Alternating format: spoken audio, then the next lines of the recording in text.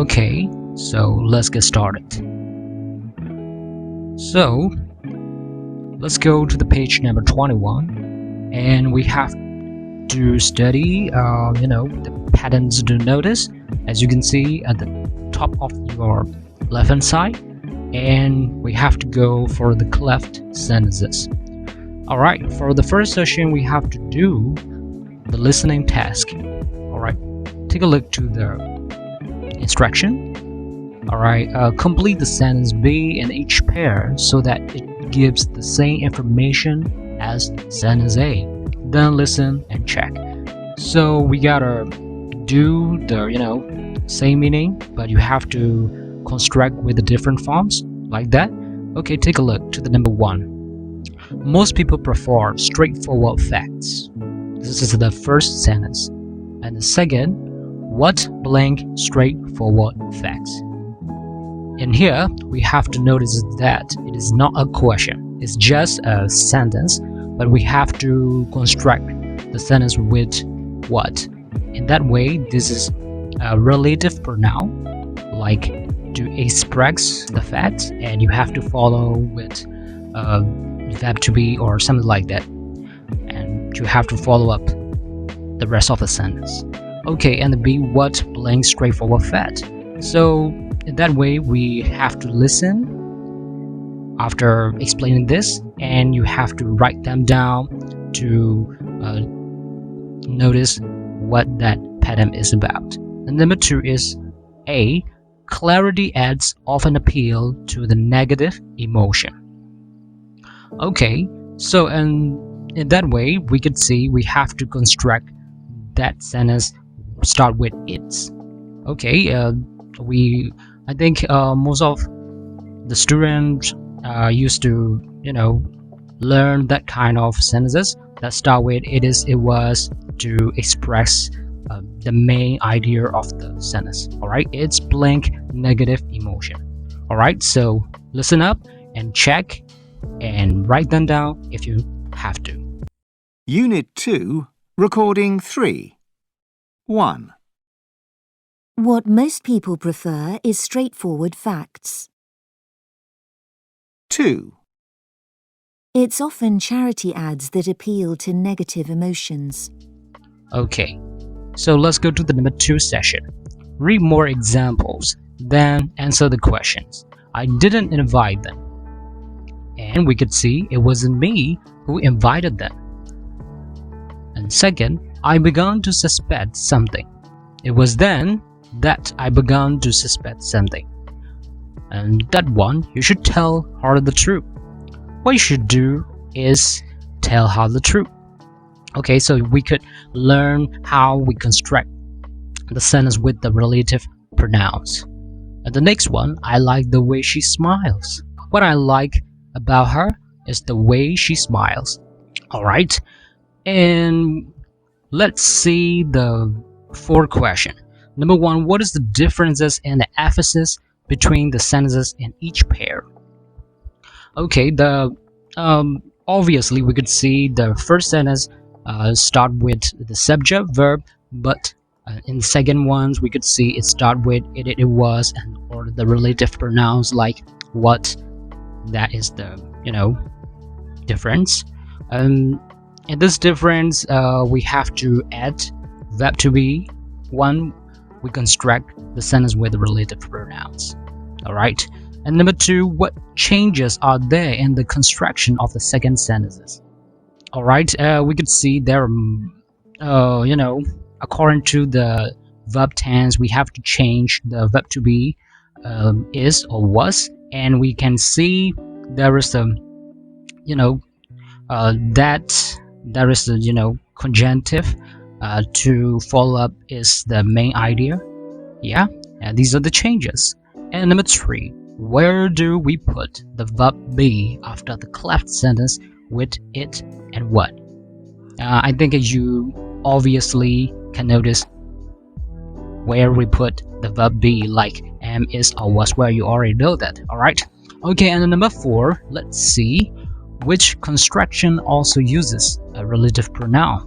We use the related pronoun to adjoin the sentences like that or which or who to show the main idea after that. Okay, and at the beginning of the sentences, you could see the word.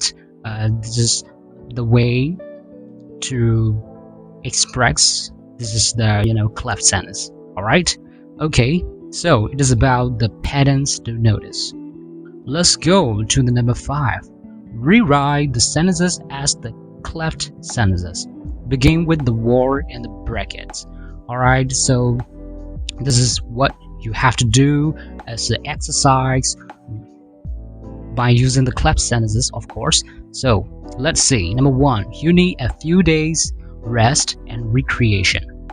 And we have to use what as a, relative pronoun, of course.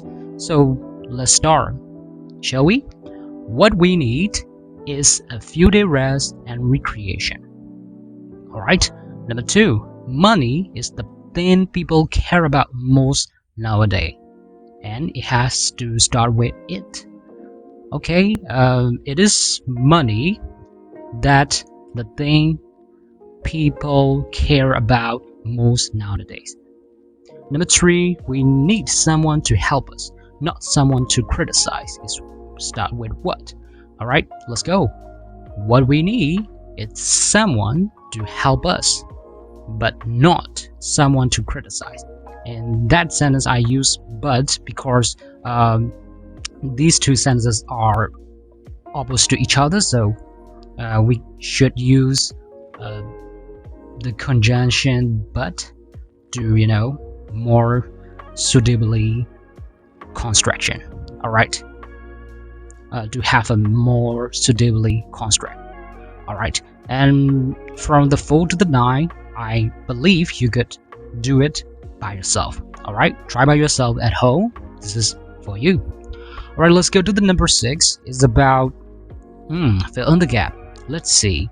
Complete the sentences using your own ideas. Then walk in pairs and compare your answers. Alright, here we go. Number 1, what I really dislike about my city is the terrible traffic and pollution. Alright, remember that. Use your own idea. Number 2, what I like about my city is blank. As for me, what I like about my city is having a place to drink when you are thirsty, like a water pot. Yeah. Alright, number 3, it is blank in my country that really blank me. Number 4, what I really like to do in my English class is blank. As for me, I really like to do mostly in my English classes research by teamwork and presentation and voting by people choice. Yeah, this is really fun and exciting. Okay, and number 5 is blank that I find really difficult in English. I think is maybe it's a very long sentence construction, and sometimes it makes me confused to interpret. Alright, and number 6, what my country need is blank. I think my country need is maybe the teamwork. Yeah.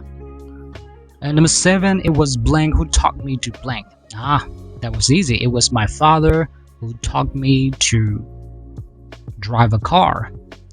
And number 8, what I don't understand about blank is has to be a famous person. Is why he blank. Yeah, this is a little complicated. I have no comment about this one, so you have to figure out by yourself. Alright, so let's go to the right hand side of this page. Alright, in this part we can see the what spot. Alright, and the what spot is about exploring the new vocabulary and new meanings, and of course the new idioms in this session. Idioms with love, cry, and tear. Wow, love, cry, and tears. Okay, number 1, walk in pairs and complete gaps with love, cry, or tears. Which phrases do you already know? Which can you guess? Alright, I won't say them for you because I want you guys all to explore by yourself in like Google or ChatGPT, to have an exact meaning on examples of usage. So how about take a look and you have to search by yourself. Is this fair, right? Number 1, a shoulder to blank on. I think we need a shoulder to cry, of course. Number 2, be in floods of. Floods is a plenty of water. Maybe it's related to, yeah. And number 3, have the less blank. Number 4, blank your eyes out. Blank your eyes out. What makes your eyes out? Alright, number 5, be bored to blank. Number 6 is no blanking matter. Number 7, burst out blank. Number 8, burst into blank. Number 9, blank your head off. Number 10, be close to blank. Okay, these idioms are interesting. Of course, you guys have to explore by yourself to catch up this meaning. Alright, and then you have to fill in the gaps, of course. Let's go to the session B. Which 2 idioms from the exercise 1 are illustrated in the cartoon?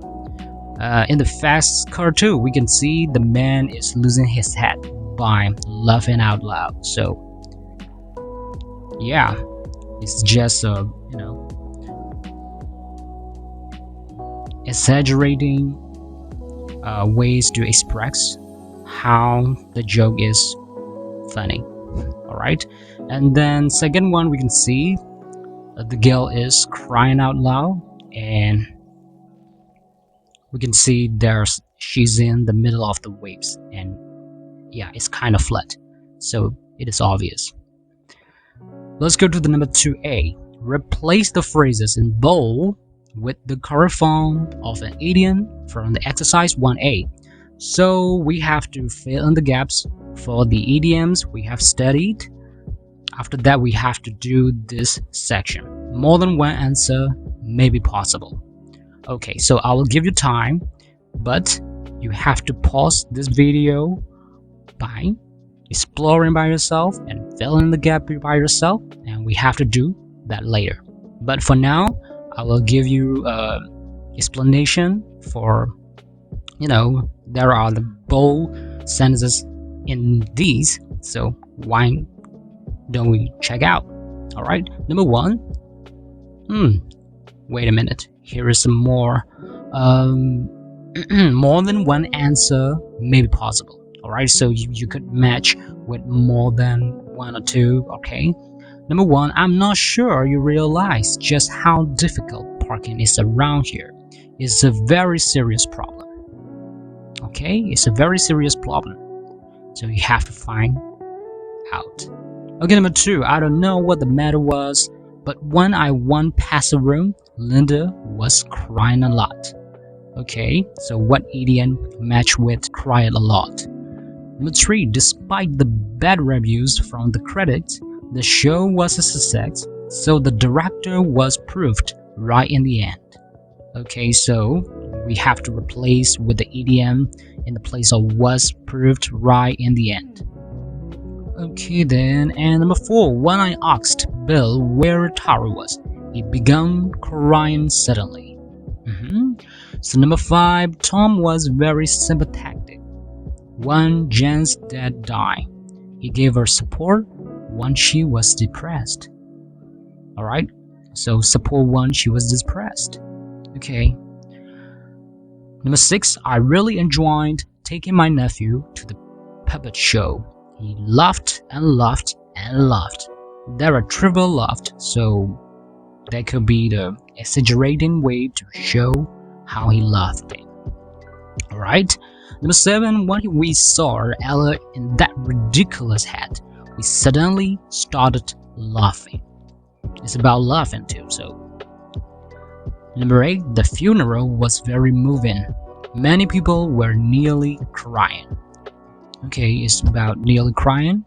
Number 9 is such a sad story. I cried and cried at the end. crying and crying. And the last one, number 10, I wish our teachers at school had made math lessons more interesting. I was always completely bored. Alright, number B is walk in pair and compare your answer. Yeah, this is what we have to do. You gotta do what you gotta do, right? Number 3 is choose 4 idioms for exercise 1A and think of a time when you felt and behaved like this. Then walk in the group and explain what it happened.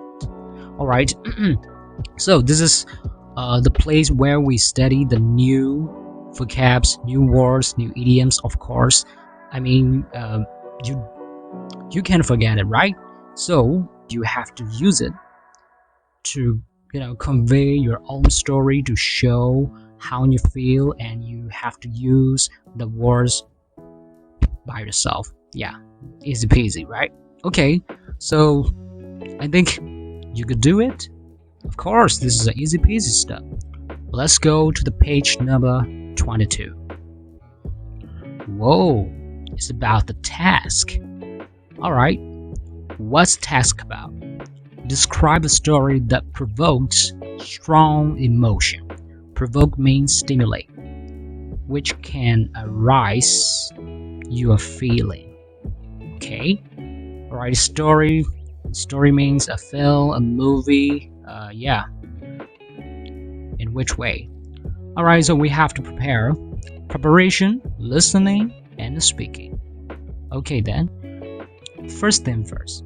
In number 1A, think of the story, from the book, film, or the play that match the descriptions below. So we have to, brainstorming movies that we watched before, and we have to match them with suitable sentence. Okay, so the first one, it makes me laugh. Which story makes me laugh? Recently, I watched, Pineapple Express. Yeah, this really crazy, and it really made me laugh. And number 2 is it moves me or makes me cry. Yeah, moves me or make me cry. When I became older, I stopped watching tragedy movie. I watched anime. Whoa, what a concept. Yeah, the anime it moves me and makes me cry is the One Piece, because it's not because it makes me sad, because it really touch me, touch sentimentally to my heart. This is a really good series to watch. And you will say, this is a very long anime. But I wanna suggest you is that this is a really good concept and really a good character development. So why don't you have a try? Okay, you wouldn't regret about this. Alright, number 3, it's scary and unnerving. Actually, haunting and ghost story is pretty scary, and I don't like them. But the movie that I can flashback about, makes me really scary. Yeah, it really memorable, because I went to the cinema to watch the scary movie with my ex-girlfriend. Yeah, and she was very fond of watching scary movies, but I wasn't. I'm not still. So she watches without blinking her eyes. But for me, unspeakable. That movie was The Conjuring, the first one, and this is pretty scary for me. Alright, this is just flashing back my memories, just for fun. Yeah, don't be serious. Yeah.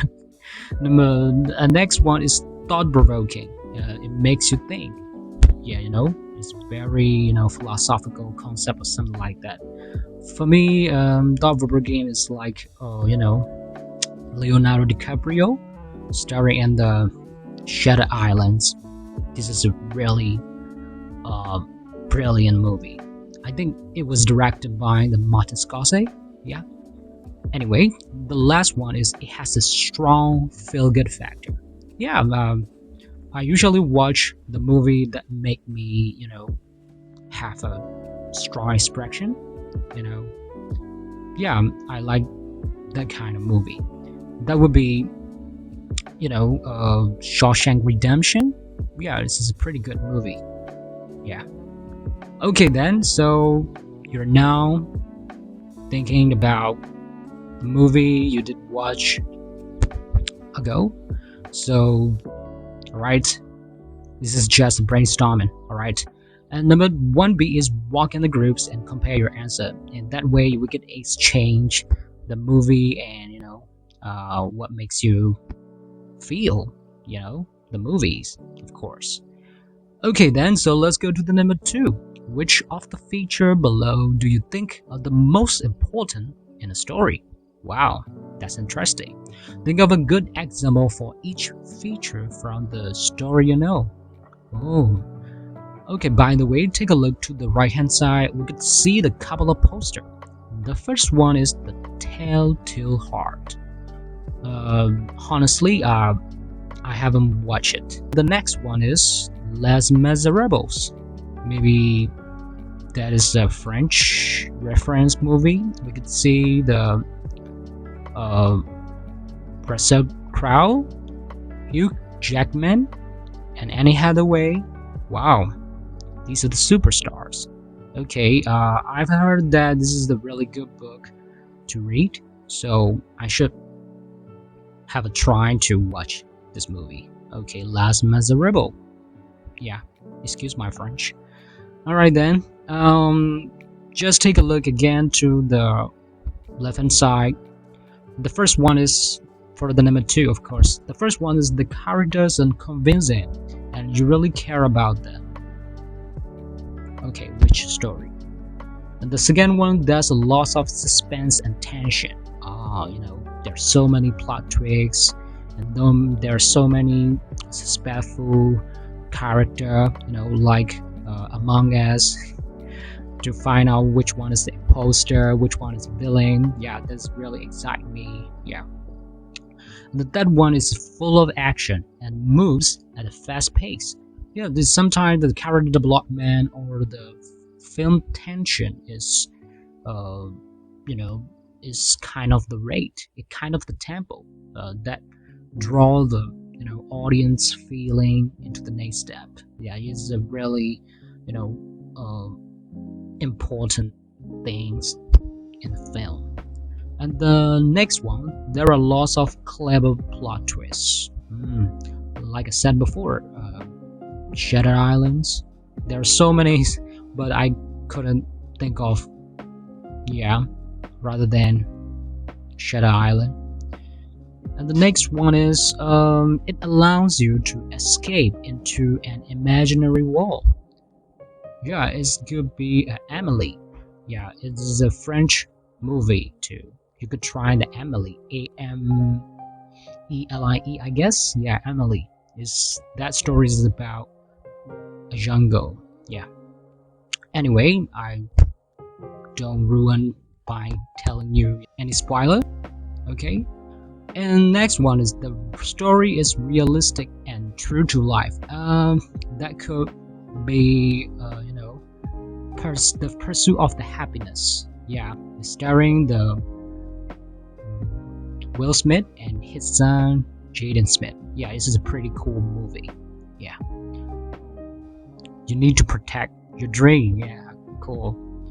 And the next one is it's convincingly recreate a period of the history or a particular way of life. It's about the period of history and particular way of life. That's interesting. Let me think. Period of history and particular way of life. I would say you is Forrest Gump. Life is a box of chocolate and you don't know what you will get. Yeah. Anyway, And the next one is it has a happy ending. When I was a teenager, I don't like the happy ending, but I think I'm not a teenager anymore, so I like a happy ending, but not a cheap story concept.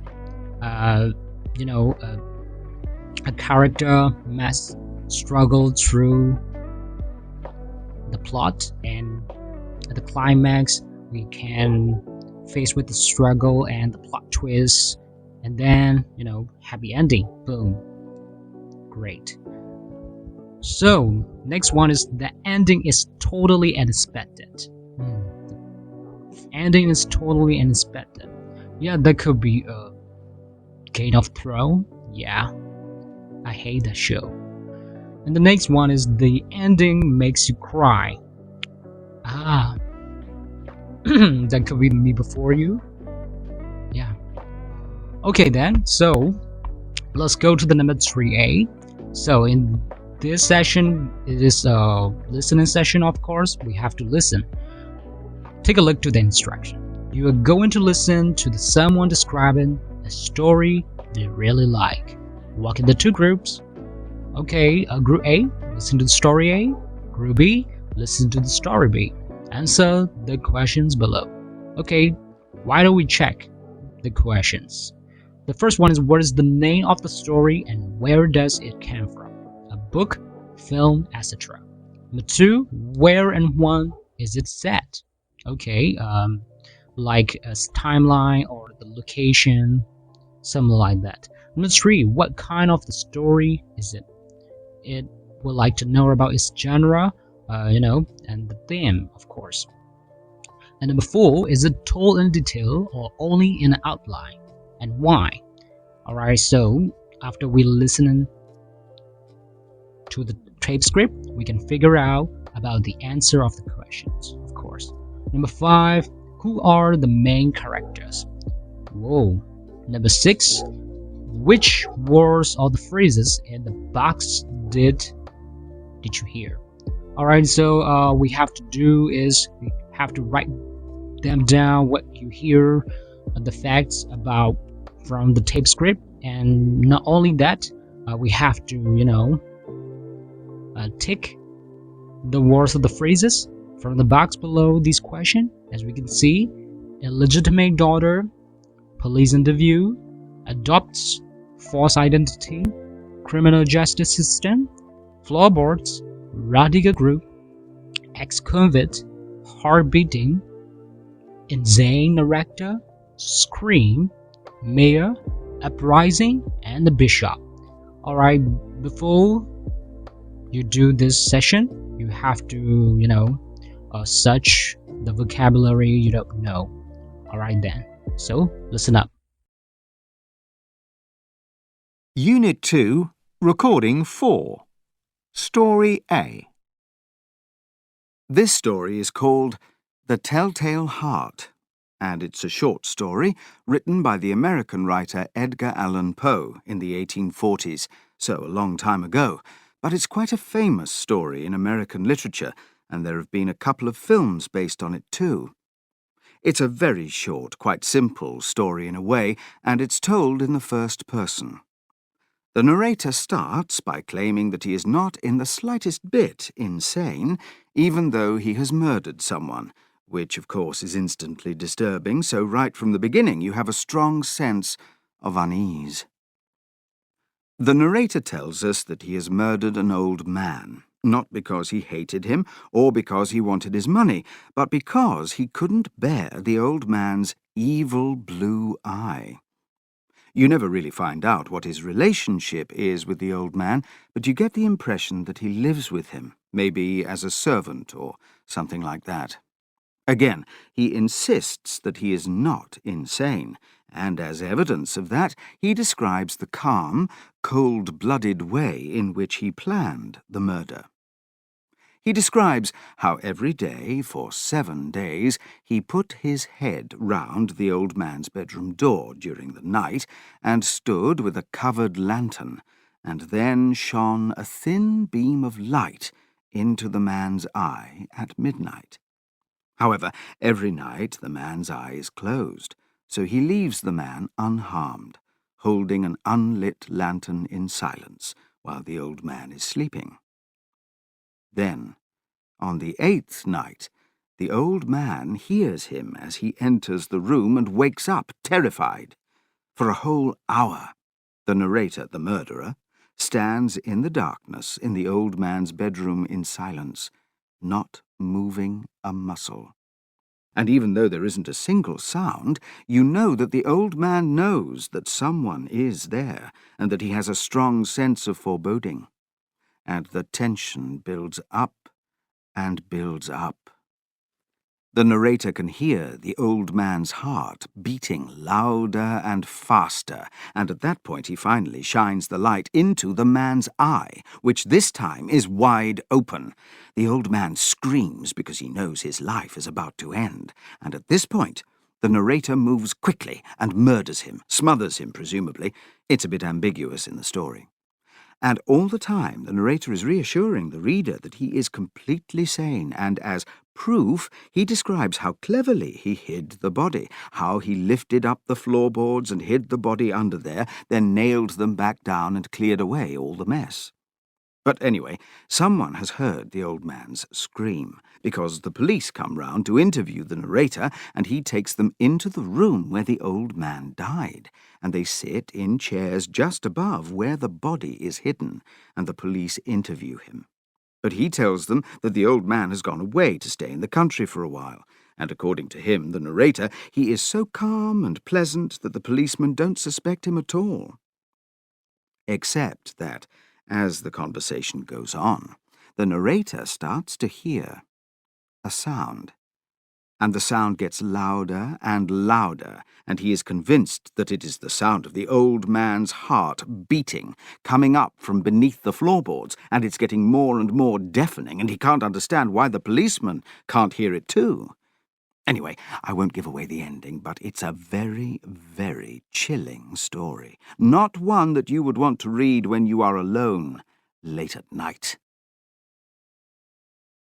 Story B. One of my favourite stories is Les Miserables. I've seen the film and the musical several times, and I'm always in floods of tears by the end because it's so tragic and so moving. It's based on the book by the French writer Victor Hugo, which I must admit I haven't actually read because it's extremely long. Anyway, it's set in France at the beginning of the 19th century, and it concerns the situation of the poor, and particularly the way the criminal justice system treats them. It's a very long story, with several subplots which are too complicated to go into, but the main thread of the plot concerns an ex-convict called Valjean, and the story opens as he is released from prison after serving 19 years for stealing a loaf of bread. In prison, he has been mistreated by a law enforcement officer called Javert, who appears and reappears throughout the story, pursuing him wherever he goes. Valjean is taken in by a kindly local bishop, and despite the fact that Valjean steals from him, the bishop treats him with trust, gives him some silver, and makes him promise to reform.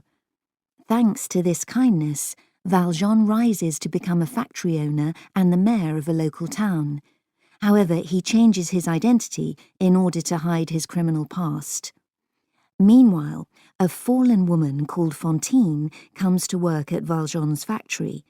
She has an illegitimate daughter called Cosette, who she can't afford to look after and has to send away to live with a family who treat the little girl like a slave.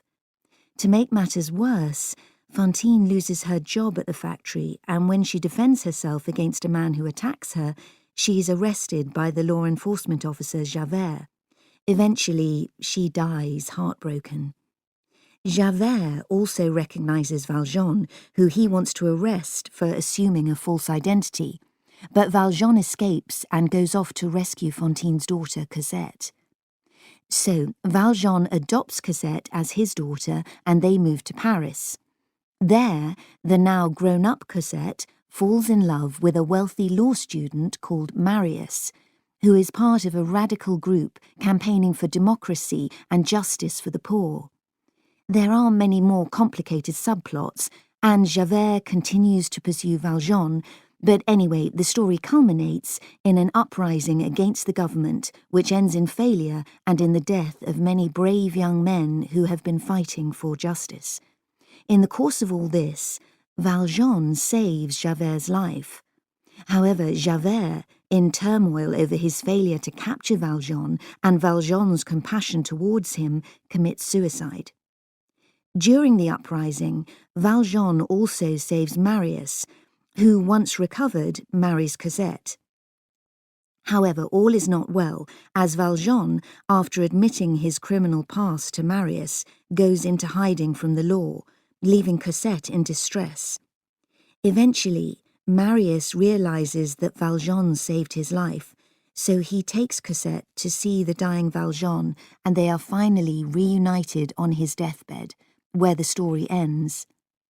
The whole story just fills you with this huge sense of injustice and despair at the way poor people just cannot escape their past or fight the system, which is completely against them. Certain moments in the story, like Fantine's death, are just heartbreaking.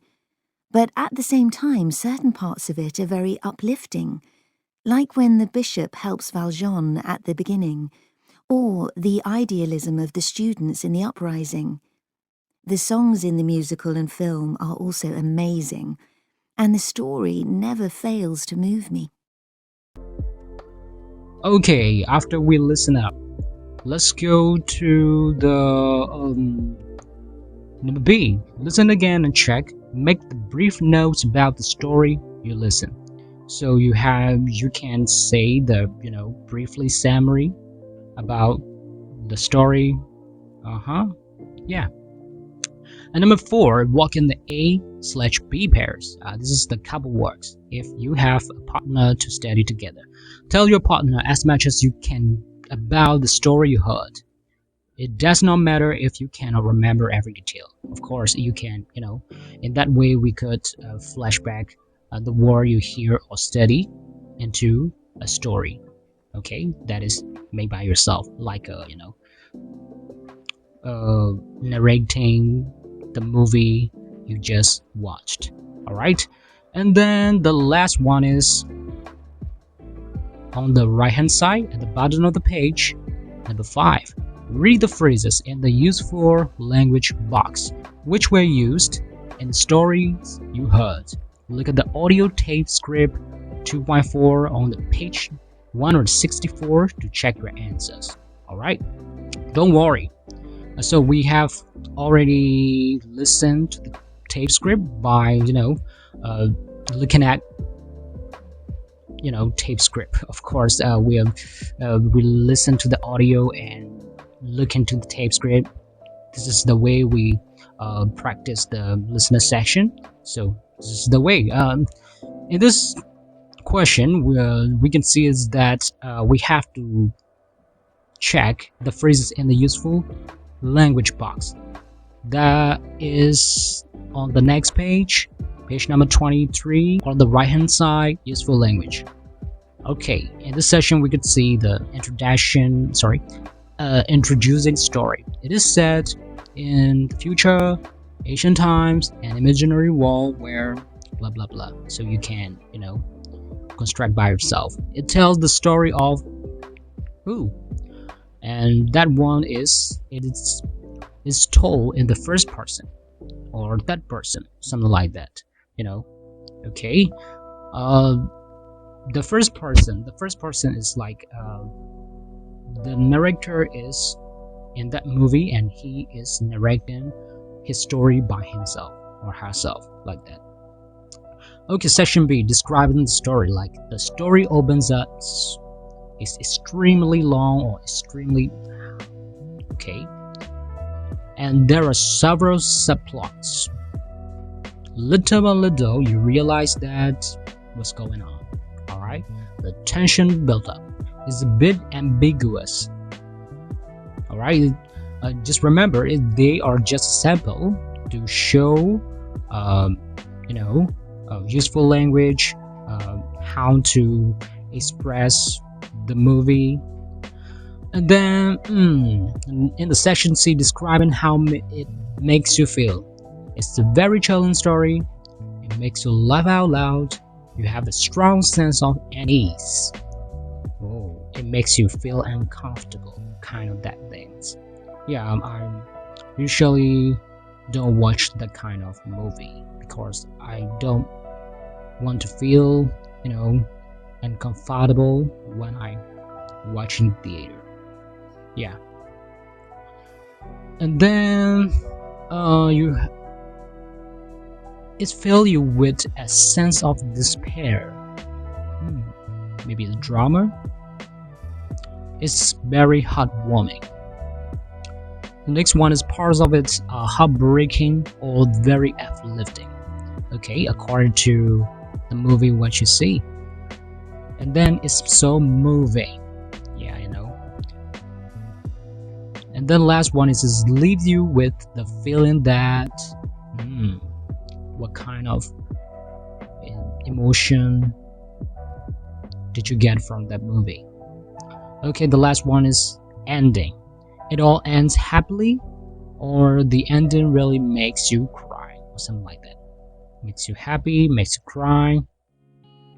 Yeah, this is about the cinematic. Okay, just take a look to the left-hand side again. Walk along in a pair. Choose a story you like from a film, or the book, or the play to describe it to the class. Check details of the story online if necessary. This is just a task. Okay then, in session B, spend about the 10 minutes planning how to describe your story. Ask your teacher for any words or the phrases you need. And think about. Let's see what we have to think about. The first one is what to include about the story in about 2 minutes. You should give enough detail to make the story interesting, but you can cut out unnecessary subplots, minor characters, etc. How much background information to give? Additional to know, okay? And then the important characters and events of the stories and the order in which they appear or happen, okay? And how the story makes you feel, okay? The last one is whether or not you will give away the ending or leave it out so as not to spoil the story. Okay, this is important. Sometimes if you suggest the movie to someone, as for me, I wouldn't ruin an ending or plot twist for them. I just give them a highlight part. In that way, that makes them to watch and not to get spoiling. Alright then, you can use the session from the useful language, of course. Alright, and you can practice by yourself or you can practice by your partner. Alright then, okay, let's go to the session 2. Work in the new pairs and the practice telling your story. Listen and give feedback about how clear the story is and which parts need more or less detail. Okay, this is about the feedback and walking in pairs. And the 3, take turns to tell your story in groups or to the class. Which book, film, or the play that you have heard about, which you most like to read or see. This is about take turns and sharing the story each other. Yeah, this is a good way to exchange by studying language, of course, and not only learning but also sharing what their favorite movie is about. Okay, and the last one is follow-up writing. Okay then, let's see. Number 1, choose the story that you have told the class or another favorite story of yours. Write a brief plot summary for the website. This is about the writing. When we write, we could more realize sentence structure and the grammatical rule, of course, and your brain can memorize more by doing writing. Okay then. Oh, there is the black box session. on your right hand side. Share your task. Describe and discuss emotions at the sophisticated level. Sophisticated level is like the modern way of talking. In spite of the story is, set in past or the history mode, but you have to narrate the audience with modern usage, modern vocabulary to, have more comprehension. Okay. The second one, describe and discuss brand and effects of the advertising. Whoa. These are more about text from the last videos, brand and advertising. And that one is add emphasis to what you are saying using the cleft sentences. Alright, so we have to use the cleft sentence. We did practice in the previous page. Alright, and the next one is describe a story and how it makes you feel. And the last one is research online and give a short presentation about marketing. That means not to copy and paste from your favorite AI or Googling. That means you have to read and you have to interpret them as your understanding, not like Control V, Control C. You have to use by your brain. I mean, you have to think it. How do you feel? How do you feel by watching these things? All right. Don't listen to the other comment or other what the credit says. The important thing is listen to your heart. All right. Okay then. So let's go to the next page. It's about the culture, world culture. Okay then, and the topic is about the luxury super brands. We could see it is a Chanel, Chanel bag, and the Rolls-Royce is the luxury car brand, and the next one is the Rolex. Okay. Let's see, final first session. In this session, number 1A, walk in pairs, look at the list of the luxury brands in the box below. What product is each one famous for? Can you add more names to the list? Yeah, of course. Let's see. Louis Vuitton, Gucci, Chanel, Rolex, Rolls-Royce, Tiffany & Co., Essimiak, Virtue. I don't know about the brand of the Essimiak. I know about the Virtue. It's just a phone.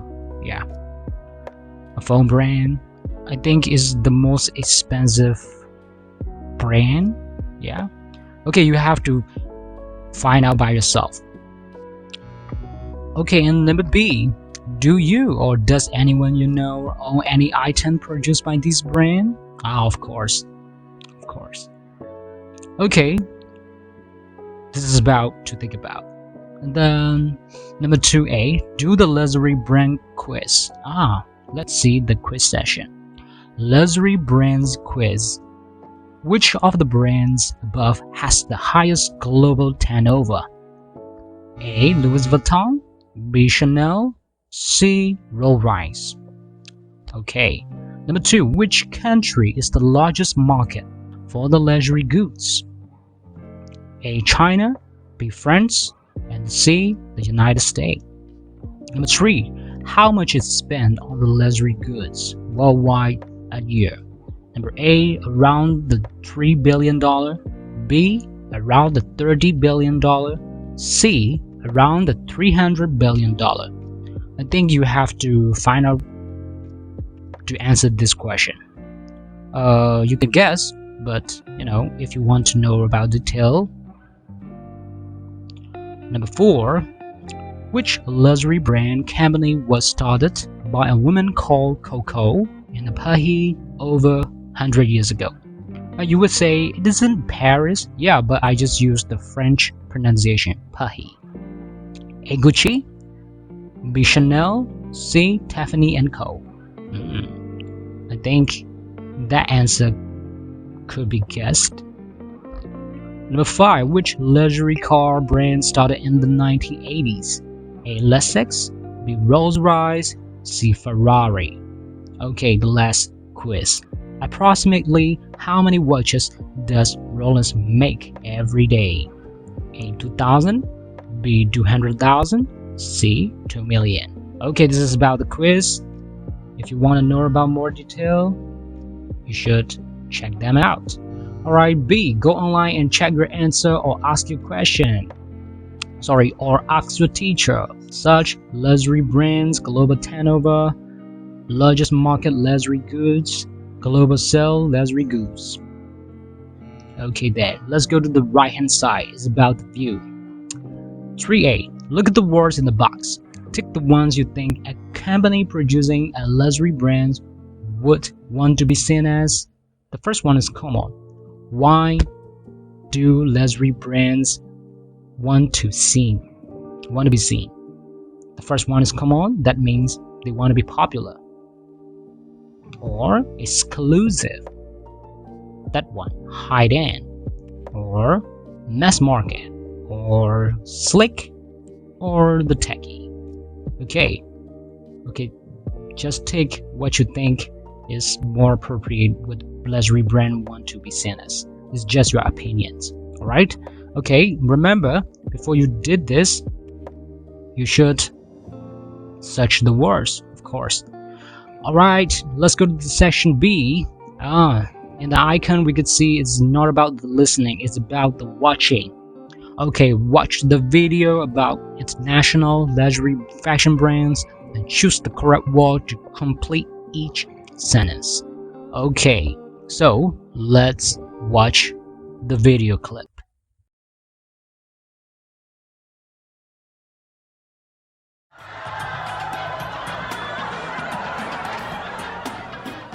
Fashion super brands. They have the power to drive us crazy with desire. They've invaded our wardrobes and our minds. These are the huge global organizations that touch all our lives and which have turnover in the billions. So what is the secret of their power? How can, for example, a belt made by Gucci seem so different to a belt made by Louis Vuitton? You've got a Gucci belt. Is there any? I mean, would you wear a Gucci belt? No, he wouldn't. And I wouldn't wear Louis Why not? Vuitton. Why wouldn't you wear a Gucci belt? I don't know, it just doesn't, for me it just doesn't, it's not smooth. I think Louis Vuitton's a bit more feminist, a bit more slick. Right. Yeah, That's I why I agree. prefer It's a bit Louis more Vuitton. tackier. That's my look. Yeah. Right? It's a bit more tacky. I like that. How much was that? 260. Whew, for a belt? Yeah. This was about £8, this one. Still keeping my trousers up, isn't it? Known as the pyramid model, this is how luxury brands keep us hooked. At the top of the pyramid, you have limited edition products for the very, very wealthy. In the middle, you have well-made products that you can buy in store. And at the bottom, you have the high-volume money spinners, perfume, wallets, belts, scarves, umbrellas, keychains, things aimed at the masses. And that's how they manage to appeal to Hollywood stars and royalty at the same time as selling to the rest of us. Dana Thomas, luxury fashion journalist, has studied the process. It's a delicate balance of selling masses to the masses while still remaining exclusive to the rich. So the top of the pyramid is where you build the image, where you build the kudos, and then the rest of the pyramid is where you exploit it and turn it into cash. And of course, the trick is to keep everyone's eyes firmly fixed on the top of the pyramid. Alright, the first one is you have to choose from the three words after you knows what the people from the video said. Alright, okay. The first one is the two men would or might or wouldn't willingly wear each other's belt. You could choose. Number two, luxury brands make the most money from the top or the middle or the bottom of the pyramid. The pyramid mean, the market scheme. Okay. Alright, so if you have to watch the video again, let's go back to the video session and make sure. Alright, and choose the correct answer. More than one answer may be correct. Alright then.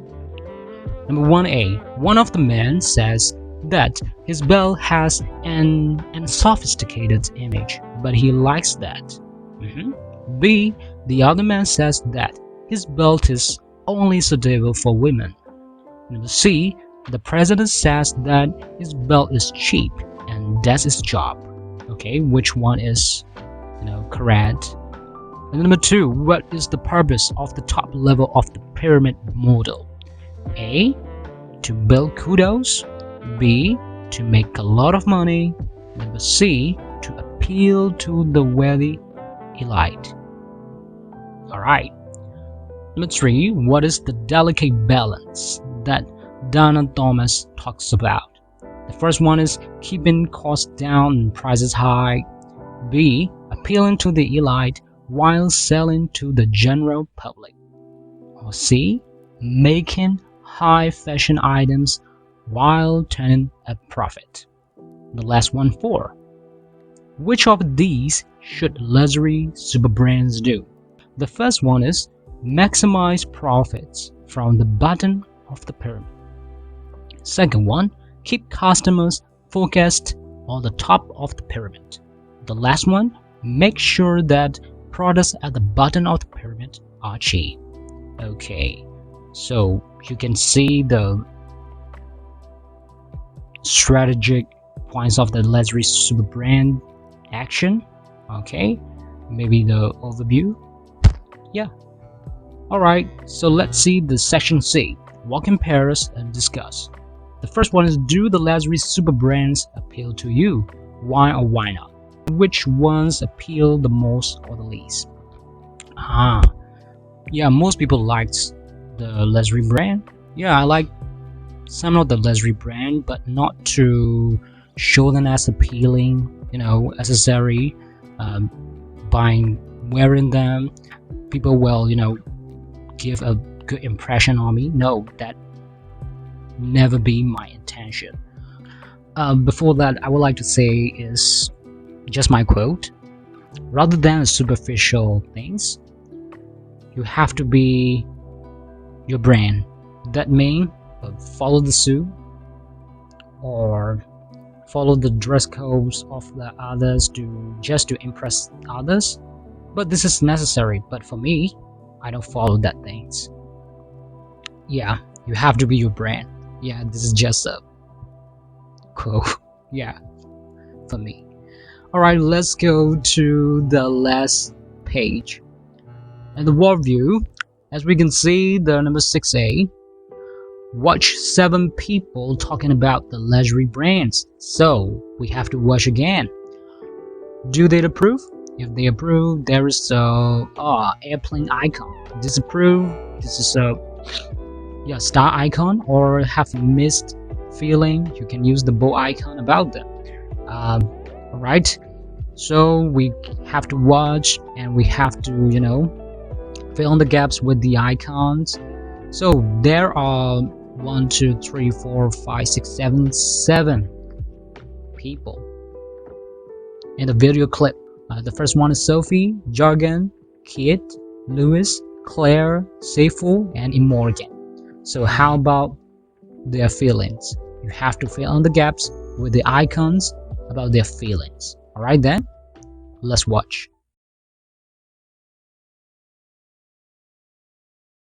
I think luxury brands encourage people to work for what they would like to spend their money on. I know that I have an expensive taste in some ways, so I would like to work hard and be able to afford the thing that I would really like to buy. I don't necessarily think luxury brands are either good or bad. I just think they're a waste of money. I tend not to buy luxury brands myself unless it comes to things like food, because I think it's important to eat healthily. But other than that, electronics, cars, etc., I wouldn't buy luxury brands necessarily. I don't really trust luxury brands, and maybe I don't really trust brands in general, because I think that where you're talking about big brands, I think companies have often spent so much on the marketing to get to that position where they've got a big brand that they haven't spent quite as much on the product itself and on the quality of the product. So I'm not really a believer in brands and the idea of buying brands myself. I think there's a very good quote about that kind of thing by a singer, I'm trying to remember who said the best firms advertise the least, and I think there's a lot of truth in that. I think luxury brands are good in some ways and bad in others. Good in the sense that it's great to get innovations of one kind or another. It's good to get the economy going and getting those who can afford it to spend money to recycle in the economy. Bad in the sense that people who can't afford it aspire to have luxury branded goods, which in effect makes them spend a lot of money on some things that they may not need. So from that point of view, it's not a very good thing. I think luxury brands are a good thing. I think it's really nice sometimes to treat yourself to something a little bit special. I don't think they're an essential thing. I think good old value packs have their place, but it is nice to treat yourself now and then to something luxurious.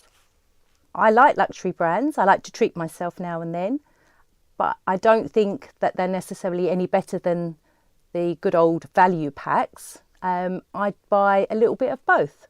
So my orange juice might be value, but then my bread might be luxury. So I try to mix it up a bit and have a bit of everything in my life.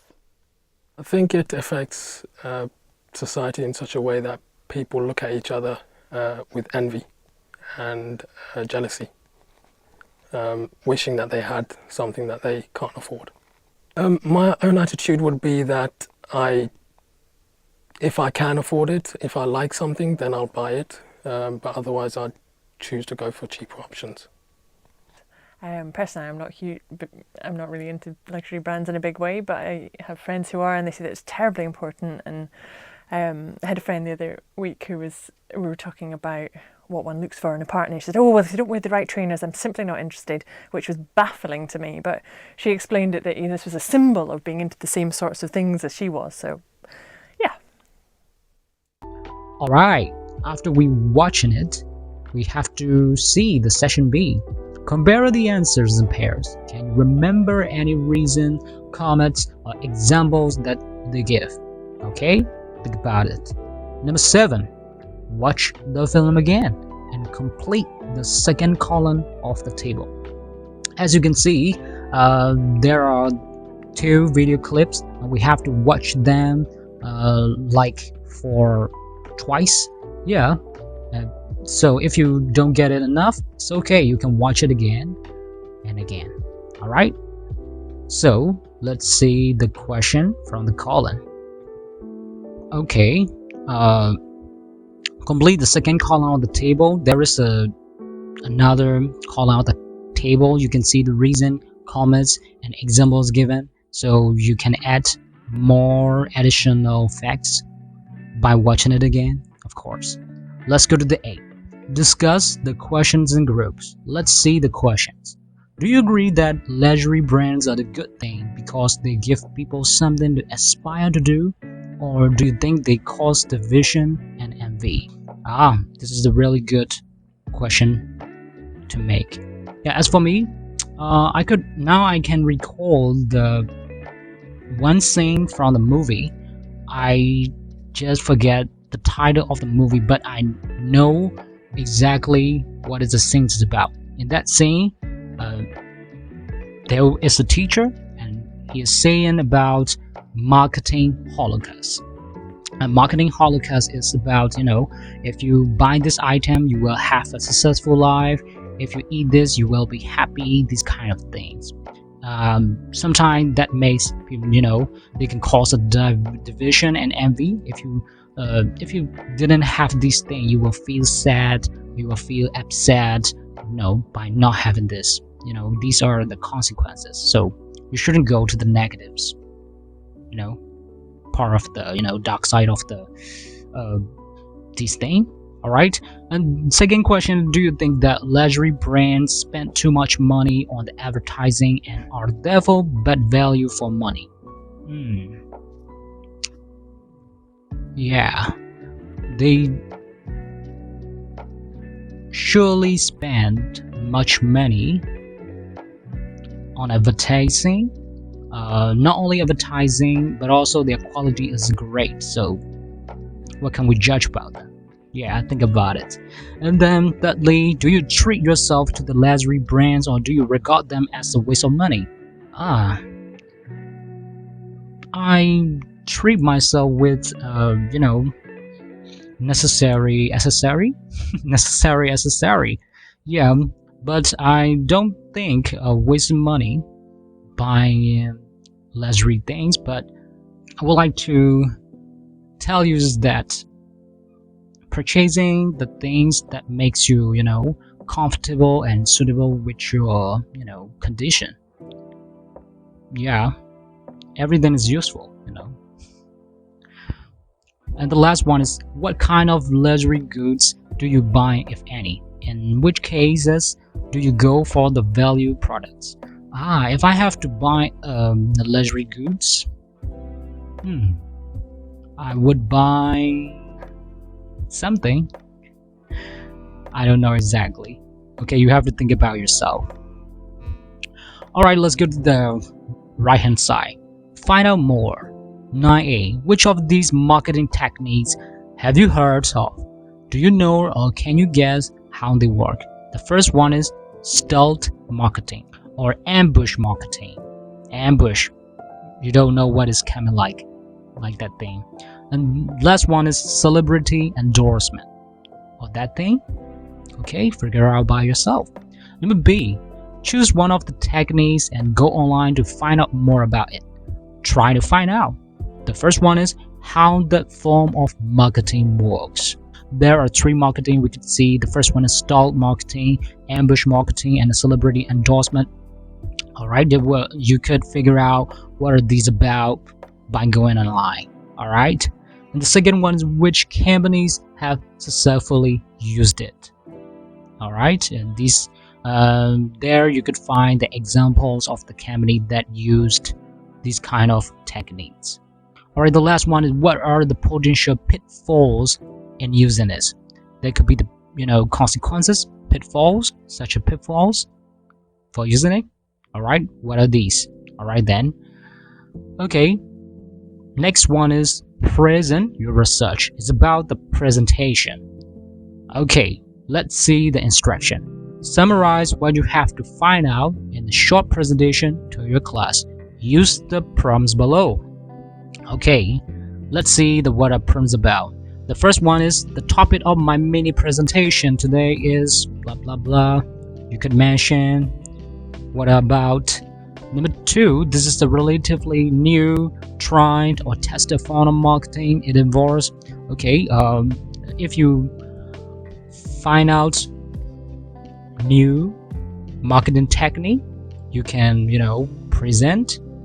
Next one, some of you may have heard of the company called, have you ever heard of, this is just a hook to gain the audience attention, at the beginning of the presentation, kind of. Next one is this kind of marketing is not without risk. For example, it's about taking a risk because it's using the double negative, not without risk. Okay, for example, you can give evidence for that. Last one used correctly. However, blank can be very effective because you can say the pros of the marketing techniques, alright, by saying the example facts. You can find these things. And remember, you have to add your own opinion for every presentation or everything you make. Alright, in that way, we could show our authenticity, alright, our individual thinking. That's important. If not, we are not more than, copy and paste machine. All right. Okay, let's see the last part. It's about the tip. Use the quote in the introduction to your presentation. Okay, quote. All right, that's what I'm talking about. It's quote. The topic on my presentation today is ambush marketing. And someone once said, any publicity is a good publicity, and ambush marketing is a great example of this idea in action. By starting with the quote, they would listen and relate to the subject what you will present next. Facts. All right. Okay, so let's see the black box of the page. After Unit 2, you can describe and discuss emotion at a sophisticated level. Okay, I hope you could try. I hope you can. Second, describe and discuss brands and the effects of the advertising. Thirdly, add emphasis to what you're saying using the cleft sentences. This is about the sentence construction. Alright, by using them, you can show them emphasis. And then describe the story and how it makes you feel. Of course. The last one is research online and give a short presentation about marketing. Okay, I think you wouldn't know anything about marketing, but research about marketing by focusing about, we can see the 3 marketing points. We could know something about them. All right, this is the last part of the unit, and I think you could make it and watch it and make your own opinions by these lectures. Alright then, see you on the next video. Bye bye.